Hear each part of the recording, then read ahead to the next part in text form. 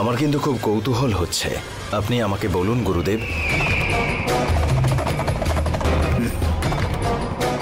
ওই লোকটা তোমাদের ধারণার বাইরে। এই লোকটা অশোককে কিডন্যাপ করেছে এটা তোমরা কোনো কালেই ভাবতে পারবে না। শুধু তোমরা না, কেউ কল্পনা করতে পারবে না। ও অশোককে একটা গুরুত্বপূর্ণ কারণে ধরে নিয়ে রেখেছে। এটা 99% সত্যি। অশোক কারো চোখে ধরা পড়বে না। ওকে আটক করে রাখা লোকটার কাছে সেই রকম একটা প্ল্যান আছে।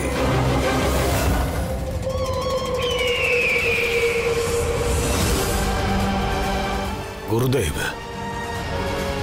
কে সেই ব্যক্তি গুরুদেব যে আমাদের থেকে বেশি অশোকের ওপর থেকে প্রতিশোধ নিতে চায়? এটা কি পার্সোনাল রিভেঞ্জ নাকি বিজনেস রিভেঞ্জ? ও কোথায় আছে গুরুদেব? অশোক এখনো কলকাতার বাইরে যায়নি। ও কোথায় আছে সেটা আমি বলতে পারবো না। এখন শুধু এটুকুই বলতে পারি, এর থেকে বেশি কিছু জানি না। দেখো, আমার একটু কাজ আছে বাইরে, আমি ঘুরে আসছি। কিন্তু ওই ঘরে কেউ যাবে না, সাবধান।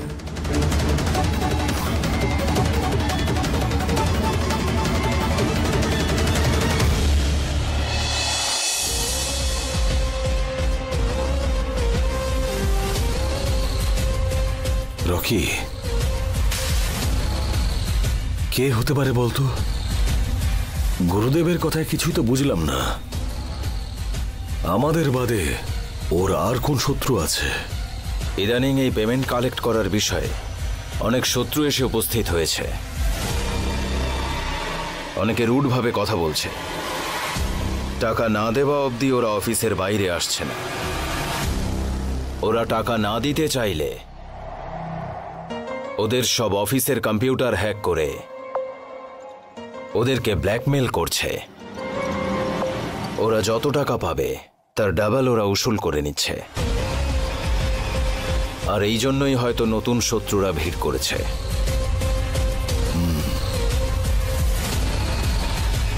দেখা যাক, গুরুদেব আজ না হয় কাল নিশ্চয়ই কিছু না কিছু বলবেন।